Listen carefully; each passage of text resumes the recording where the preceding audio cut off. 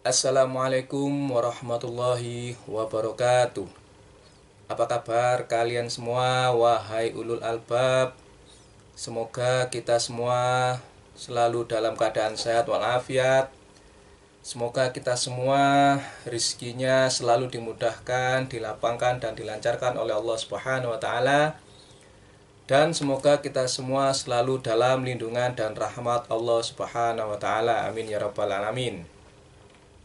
Oke bos, rekomendasi buku kali ini masih mengenai Syekh Abdul Qadir Al-Jailani. Buku pertama mengenai Sufi yang telah saya rekomendasikan yaitu Kisah-Kisah Pencerahan Sufi.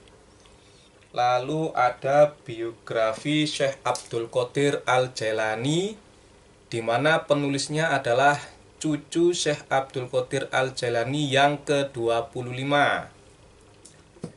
Rekomendasi buku kali ini adalah sebuah buku yang berjudul Syekh Abdul Qadir Al-Jailani Samudra Hikmah, Wasiat, dan Pesan-pesan Spiritual yang Menghidupkan Hati. Ditulis oleh M.J. Ja'far Shodiq, S.Hum, diterbitkan oleh Araska, Kota Yogyakarta tahun 2017, bulan Juni, cetakan pertama. Dengan nomor ISBN 978 602 300 393 8. Jumlah halaman 252 halaman dengan ukuran buku 14 kali 20,5 cm. Kita langsung guys ke di dalam buku ini ada tertulis mengenai profil penulisnya ya. Saya bacakan profilnya. Di sini profil penulis tertulis yaitu M.J. Ja'far Shodiq, lahir di Cirebon pada tahun 1990. Pernah mengenyam pendidikan di SDN 01 Cibolerang, Majalengka 2002, MTSN Parakan Temanggung 2015, Man Temanggung 2008. Tadi MTSN Parakan Temanggung 2005 ya. Man Temanggung 2008 dan S1 jurusan Bahasa dan Sastra Arab Fakultas Adab dan Ilmu Budaya UIN Sunan Kalijaga 2013. Pendidikan non formal ia tempuh di Pondok Pesantren Kiai Parak Sani Bambu Runcing Parakan Temanggung 2002 sampai 2009 di bawah asuhan Kiai Haji M. Haidar Muhaimin. Beliau juga aktif di berbagai organisasi, diantaranya sebagai Ketua Umum MT Nahdlatul Tulbab (Rohis) Man Temanggung 2006 sampai 2008, Ketua Umum Alumni dan Santri Pondok Pesantren Kiai Parak Sani Bambu Runcing 2011 sampai 2015, Ketua Umum BEM Jurusan Bahasa dan Sastra Arab Fakultas Adab dan Ilmu Budaya UIN Sunan Kalijaga 2011 sampai 2013. Ketua Umum Dewan Pimpinan Pusat (DPP ITHLH Ittihadu Tholabah li Al-Lughah Al-Arabiyah bi Indonesia atau Persatuan Mahasiswa Bahasa Arab se-Indonesia tahun 2012 sampai 2013. Koordinator Divisi Pengkaderan dan Intelektual PCPMII (Persatuan Mahasiswa Islam Daerah Istimewa Yogyakarta tahun 2014 sampai 2016. Sekarang sedang menempuh program magister (S2) jurusan Agama dan Filsafat di Pascasarjana UN Sunan Kalijaga tahun 2013. Berarti ini tadi 2017 beliau sedang menempuh program S2 ya, jurusan Agama dan Filsafat di Pascasarjana UIN Sunan Kalijaga. Tapi ini 2013 ya bos. Ini terbitnya 2015, sekarang 2022. Wah, mungkin sudah S3, insya Allah sudah doktor kalau tidak salah ya. Itu tadi mengenai penulisnya. Jika kalian sudah membeli buku ini atau memiliki buku ini, kalian bisa baca sendiri mengenai profil penulis. Sekarang kita langsung ke tulisan yang ada di belakang cover buku ini ya. Saya bacakan. Syekh Abdul Qadir Jailani merupakan ulama fikih terkemuka dan dikenal sebagai seorang wali dalam dunia tarekat dan sufisme. Selain terkemuka pada masanya, nama besar Syekh Abdul Qadir Al-Jailani juga dikenang hingga saat ini. Ia memiliki banyak keutamaan dan karomah serta ilmu. Oleh karena itu, banyak orang yang berguru kepadanya untuk menimba ilmu dan mendengar nasihat-nasihatnya. Selain itu, beliau juga dikenal sebagai pribadi yang teguh dalam berprinsip, sang pencari sejati dan penyuara kebenaran kepada siapapun. Usianya dihabiskan untuk menekuni jalan tasawuf hingga ia mengalami pengalaman spiritual dahsyat yang mempengaruhi keseluruhan hidupnya. Jejak Syekh Abdul Qadir Al-Jailani dapat dijumpai dalam belasan karya orisinilnya. Melalui buku ini, Anda akan menemukan samudra ilmu dari sang guru besar, Syekh Abdul Qadir Jailani. Wasiat dan karomah beliau tertuang dalam buku ini, mulai dari urusan dunia hingga akhirat, rezeki hingga ibadah, semua termuat di dalam wasiat beliau yang sengaja diambil dari berbagai karyanya, diantaranya Sir Asror, Al-Fat Ar-Rabbani, Al-Ghunyah li Tolibi Al-Haq Azza wa Jalla, dan yang lainnya. Sementara untuk karomah dan kisah Syekh Abdul Qadir Al-Jailani disadur dari beberapa riwayat terpercaya dan diakui para ulama. Bagi orang yang ingin mengenal dan merindukan wasiat Syekh Abdul Qadir Al-Jailani, buku ini kami suguhkan untuk Anda. Selamat menikmati. Ngopi dulu, bos.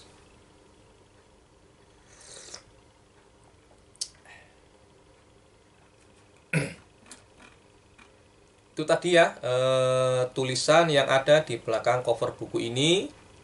Mari kita ngopi bareng-bareng. Di awal-awal tertulis bahwa Syekh Abdul Qadir Al-Jailani merupakan ulama fikih.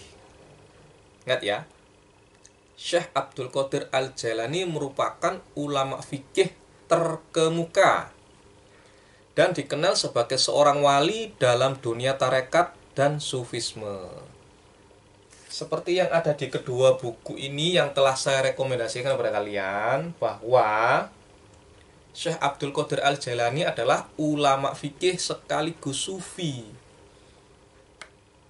Beliau seorang ulama fikih, juga seorang spiritual, ulama sufi.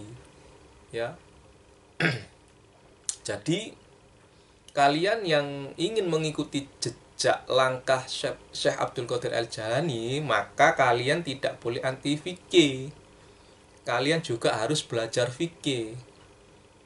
Lalu kalian padukan dengan ilmu tasawuf sebagaimana yang dikatakan Imam Syafi'i. Dan sudah pernah saya sebutkan dan sudah pernah saya rekomendasikan bukunya, ya kan? Yaitu Al-Hikam Imam Syafi'i. Dalam buku ini, bos. Coba kalian tonton lagi videonya dan kalian dapatkan buku ini. Ini buku yang sangat recommended sekali, bos. Ya. Buku yang sangat recommended. Jadi di dalam buku ini Imam Syafi'i menganjurkan kepada kita untuk memadukan antara fikih dan tasawuf. Lalu tadi juga tertulis ya, bahwa buku ini menuliskan mengenai wasiat-wasiat Syekh Abdul Qadir Al-Jailani yang diambil dari beberapa kitab beliau, yaitu seperti Sir Al-Asrar, Fathur Rabbani, dan Al-Hunyah li Tholibil Haq Azza wa Jalla. Di buku sebelumnya, di dalam buku ini, kedua buku ini atau saya nggak salah, sama ini, juga disebutkan mengenai kitab Al-Hunyah li Tholibi Al-Haq Azza wa Jalla, di mana kitab tersebut merupakan kitab fikih sekaligus tasawuf. Insya Allah nanti kapan saya akan membikinkan videonya. Jadi, dan masih banyak lagi yang lainnya. Memang Syekh Abdul Qadir Jailani itu menulis beberapa kitab ya, termasuk tafsir Al-Quran. Dan sekarang tafsir Al-Quran Syekh Abdul Qadir Al-Jailani sudah ada di online shop. Kebetulan saya belum beli, saya hanya memiliki tafsir surat Yasin saja. Sedangkan kitab tafsir kayak karya Syekh Abdul Qadir Al-Jailani yang ada di Vatikan. Jadi kitab tafsir Syekh Abdul Qadir Al-Jailani itu tersimpan di perpustakaan Vatikan. Lalu diterjemahkan lagi ke dalam bahasa Arab, lalu diterjemahkan ke dalam bahasa Indonesia, dan sudah ada di Indonesia. Coba kalian cari di online shop. Masih ada kitab Jil Al-Khatir kalau nggak salah, itu ada lagi. Lalu mengenai karomah dan kisah Syekh Abdul Qadir Al-Jailani disadur dari beberapa riwayat terpercaya dan diakui para ulama. Itu bos. Jadi kalian dapatkan buku ini ya, ini buku yang sangat recommended sekali. Bukunya mengenai kata-kata mutiara Imam Syafi'i ya, dibukukan di dalam buku ini. Lalu kalian juga beli buku ini, kisah-kisah pencerahan sufi. Ini buku yang sangat recommended, walaupun kecil mungil tapi sangat berbobot. Lalu saya perkenalkan kepada kalian mengenai Syekh Abdul Qadir Al-Jailani. Untuk awal-awalnya coba kalian beli buku ini mengenai biografi Syekh Abdul Qadir Al-Jailani, di mana penulisnya adalah cucu beliau yang ke-25 dengan gelar Profesor Doktor. Oke gengs, kita langsung intip beberapa isi yang ada di dalam buku ini ya. Jangan lupa kalian dapatkan buku ini, kalian beli buku ini di toko-toko buku terdekat. Lalu kalau nggak ada, coba kalian hubungi penerbitnya. Kalau tidak ada juga, coba kalian cari di online shop. Ngopi dulu bos.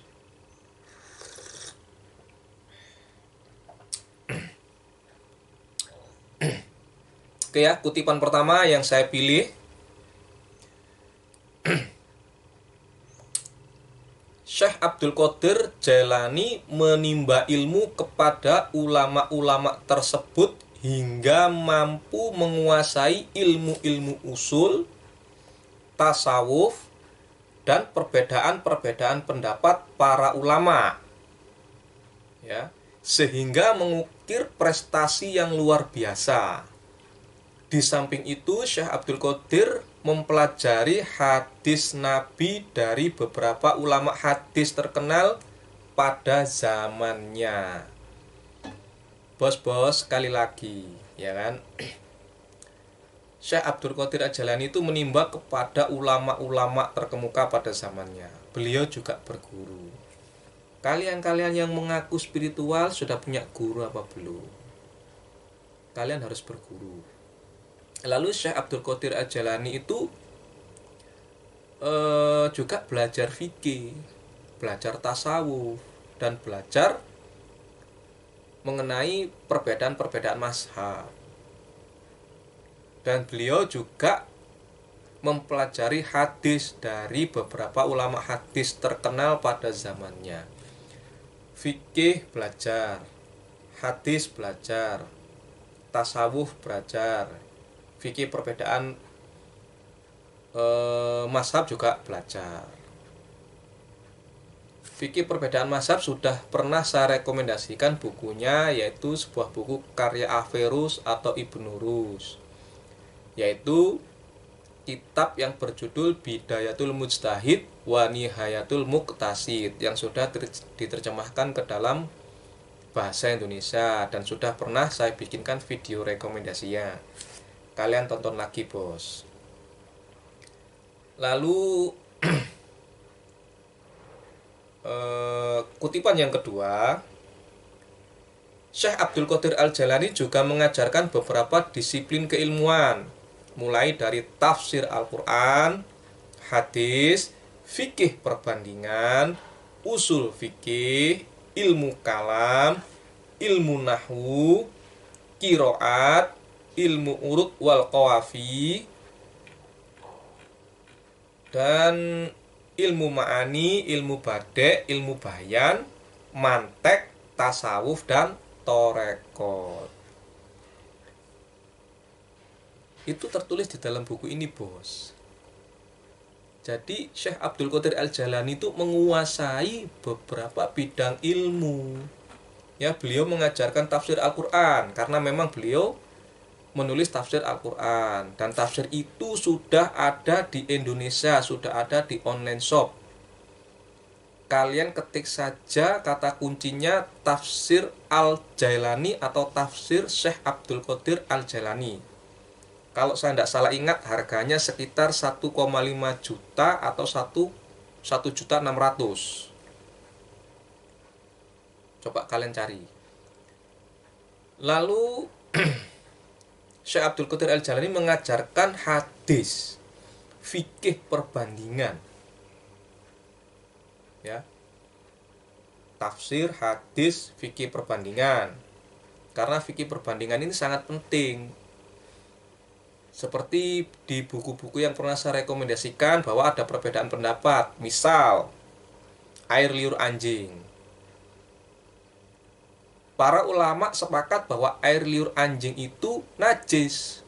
Tapi bagi Imam Malik, air liur anjing itu suci. Coba kalian baca lagi kitab karya Averus, yaitu tadi Bidayatul Mujtahid wa Nihayatul Muqtasid, dan coba kalian baca lagi buku yang saya rekomendasikan mengenai biografi Imam Malik. Ada 2 buku kalau nggak salah. Coba kalian baca lagi bagaimana Ibnu Hazm berbeda pendapat mengenai babi, kulit babi itu najis atau tidak, kalau saya nggak salah ingat. Itulah pentingnya kita belajar ilmu perbandingan fikih, ya. Lalu Syekh Abdul Qadir Jailani mengajarkan usul fikih, ilmu kalam, ilmu nahwu, qiraat, ilmu arud wal qawafi. Apa itu ilmu arud wal qawafi? Coba kalian nanti searching di Google, ya. Saya sudah searching di alif.id. Di dalam web tersebut, ya, di web alif.id itu ada tulisan yang berjudul Mengenal Seni Sastra Arab, Arud dan Qawafi. Di web tersebut tertulis bahwa ilmu Arud dan Qawafi ini adalah ilmu yang kurang familiar, peminatnya sedikit, jarang diketahui kecuali oleh santri yang mondoknya lawas. Arud adalah salah satu ilmu cabang dari ilmu lughat al-Arabiyah, yaitu bahasa Arab, yang digunakan untuk mengidentifikasi kesahihan suatu syair Arab, baik klasik maupun kontemporer. Sedangkan ilmu qawafi, jamaknya qofiyah, adalah ilmu yang digunakan untuk menimbang keselarasan akhir bait dari suatu syair atau nazom. Ya, insya Allah nanti di deskripsi video ini akan saya tuliskan linknya, bos. Sedangkan di dalam sebuah jurnal, ya, tertulis bahwa ilmu arud dan qawafi merupakan 2 ilmu kuno sastra Arab yang saat ini kurang diminati oleh kalangan pelajar. Ya, sumber jurnalnya insya Allah nanti akan saya tulis juga. Lalu di media.neliti.com juga ada mengenai hal ini, yaitu Ma'ani Bayan Bade adalah cabang dari ilmu balaghah. Ya kan? Jadi untuk mengetahui tafsir Al-Qur'an, kita juga harus mengetahui sastra Arab kuno. Kamu ya yang tidak pernah ngaji, tidak pernah belajar nahwu sorof, hanya tahu dari Google, hanya tahu dari kamus online Arab perkata, sudah pernah belajar ilmu arud qawafi atau belum? Jika belum, sudahlah, tidak usah bahas-bahas makna perkata Al-Quran.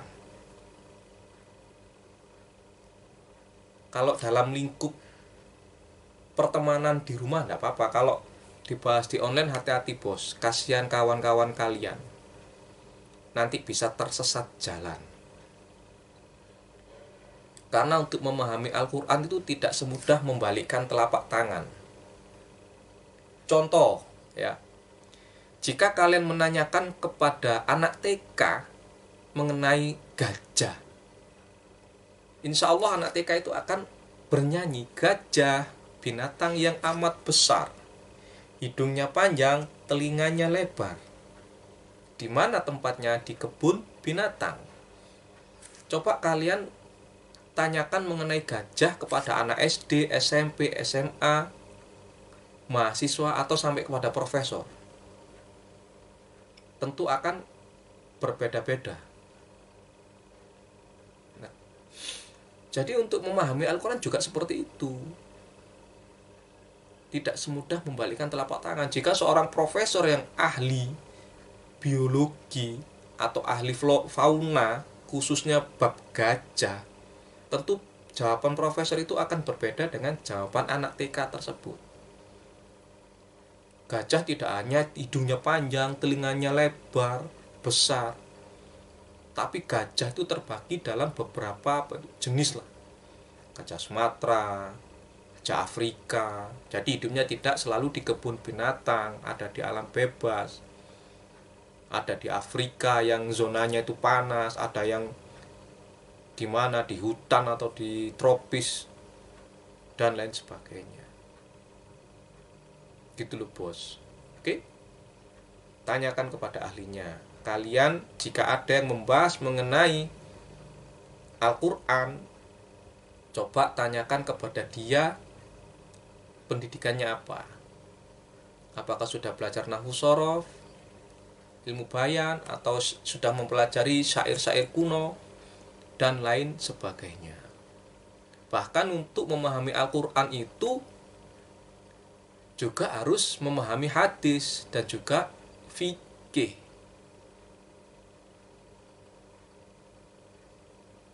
Contoh lagi, di dalam Al-Quran, coba kalian ceritakan kepada saya mengenai kisah Nabi Idris.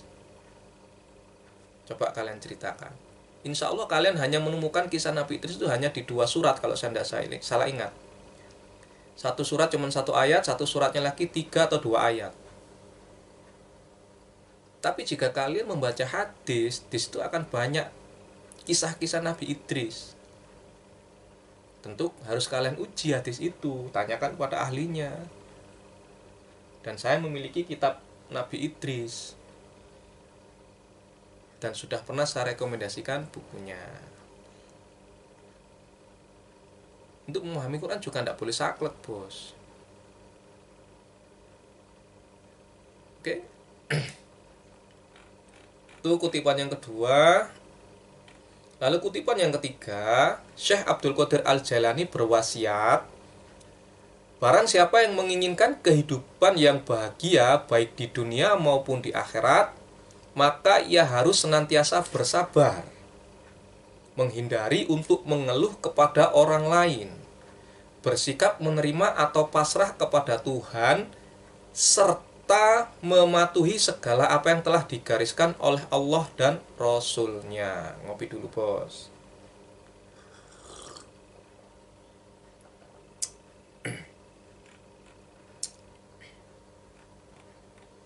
Jadi kata Syekh Abdul Qadir Al-Jalani ya, tentu saja untuk mengetahui penjelasan mengenai wasiat Syekh Abdul Qadir Al-Jalani, kalian harus menanyakan kepada ahlinya, kepada guru-guru tarekat kalian, kepada guru-guru tasawuf kalian. Tapi secara awam sudah jelas ya, secara letterleks lah, bahwa barang siapa yang menginginkan kehidupan yang bahagia baik dunia dan akhirat, maka ia harus satu, senantiasa bersabar. Dua, menghindari untuk mengeluh kepada orang lain. Tiga, bersikap menerima atau pasrah kepada Tuhan. Lalu diimbangi dengan mematuhi segala apa yang telah digariskan oleh Allah dan Rasul-Nya. Berapa ayat di dalam Al-Quran yang tertulis mengenai sabar. Bahkan sabar ini juga ada yang digandengkan dengan sholat. Misalnya minta tolong pada Allah dengan sabar dan sholat. Lalu menghindari untuk mengeluh kepada orang lain. Nah, kalian itu enggak kepada orang lain saja, kepada seluruh Indonesia. Loh, kok bisa lah kalian biasanya mengeluh di medsos yang baca seluruh Indonesia, Bos. Itu tandanya kalian tidak bahagia, Bos. Gak usah mengeluh, sabar ya. Lalu terima dan pasrah, ikhlas terhadap qada dan qadar yang telah Allah tentukan. Lalu kita harus mematuhi segala apa yang digariskan oleh Allah dan Rasul-Nya, ya kan? Jadi untuk bahagia dunia akhirat itu memang tidak mudah, Bos. Membutuhkan tenaga yang ekstra untuk berjihad. Terutama sabar. Sabar itu angel, Bos. Sabar itu angel. Kedua, mungkin zaman dulu untuk tidak mengeluh kepada orang lain itu mungkin agak gampang. Biasanya kita curhat kepada teman yang kita percaya, oke lah. Nah, sekarang kalian curhatnya itu di medsos, dibaca oleh banyak orang. Itu tanda kalian gak bahagia, Bos. Coba jujurlah kepada hati kalian sendiri. Oke? Kita sebagai muslim juga harus berserah kepada Allah mengenai qada dan qadar. Semua sudah tertulis di Lauh Mahfuz. Bahkan di dalam sebuah hadis atau atsar, saya lupa, ketika Umar bin Khattab ingin memasuki suatu wilayah di mana di wilayah tersebut sedang terjangkit wabah, Umar bin Khattab berdiskusi dengan sahabat-sahabatnya. Yang satu berpendapat harus tetap masuk ke wilayah tersebut, yang satu berpendapat tidak boleh masuk karena sedang terjadi wabah. Lalu Umar bin Khattab memilih untuk tidak masuk. Sahabat yang menolak itu, yang tidak setuju, mengatakan, "Wahai Umar, engkau menolak sesuatu yang telah ditakdirkan oleh Allah." Lalu jawaban Umar gampang. Menghindar dari suatu wabah itu juga termasuk takdir. Masalah takdir ini juga sudah pernah saya bahas di sebuah kajian di Surabaya. Yang pernah saya contohkan dulu itu ada sebuah buku dongeng, di mana di dalam buku itu kita disuruh milih. Jika kalian ingin pilihan A, lanjutkan halaman berikutnya. Jika kalian memilih pilihan B, maka kalian buka halaman sekian. Takdir juga begitu, Bos. Bukankah pilihan A dan B itu juga tertulis di dalam buku itu? Umar bin Khattab masuk di situ juga sudah tertulis. Umar bin Khattab menghindar wabah juga sudah tertulis. Dan semuanya ini takdir lah. Itulah kalian mengubah takdir. kalian memilih jalur kiri sudah tertulis, memilih jalur tengah sudah tertulis, memilih jalur kanan sudah tertulis. Semuanya sudah tertulis di dalam takdir. Nggak ada yang keluar dari takdir. Kalian merubah takdir pun itu sebenarnya juga takdir. Nggak paham? Nggak paham, ngopi aja, bos. Oke.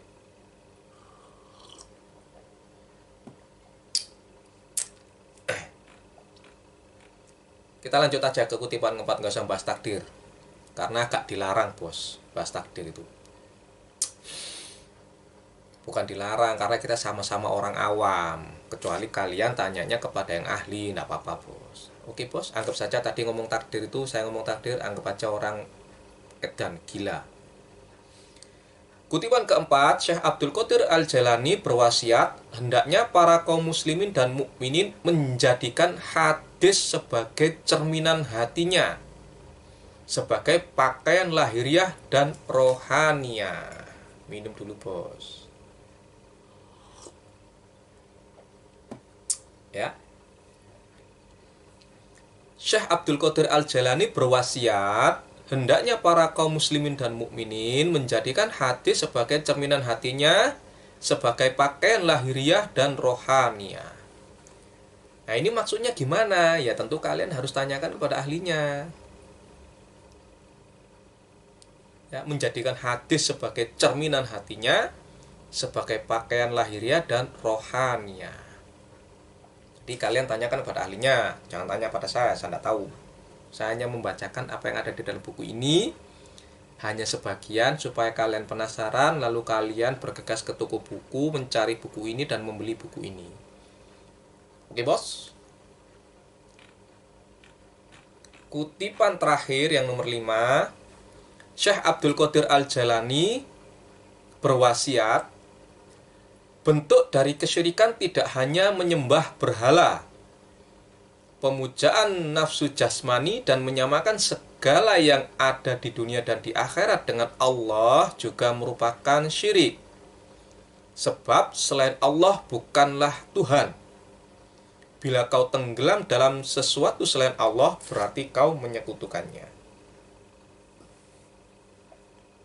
Jika kalian buka Al-Quran, ya, surat Al-Jathiyah, ya, surat Al-Jathiyah, surat ke-45 ayat 23 tertulis, maka pernahkah kamu melihat orang yang menjadikan hawa nafsunya sebagai Tuhannya, dan Allah membiarkannya berdasarkan ilmunya, dan Allah telah mengunci mati pendengaran dan hatinya, dan meletakkan tutupan atas penglihatannya. Maka siapakah yang akan memberinya petunjuk? Sesudah Allah dalam kurung membiarkannya sesat. Maka mengapa kamu tidak mengambil pelajaran? Hawa nafsu ini bahaya, bos. Bahaya sekali. Hawa nafsu itu apa ya? Termasuk kalian itu merasa sok pinter. Itu hawa nafsu, bos. Tidak pernah ngaji nafsu sorof, tidak pernah mondok. Ya. Lalu kalian ngebahas Al-Quran per kata. Lalu main cucuk kologi. Itu hawa nafsu, bos.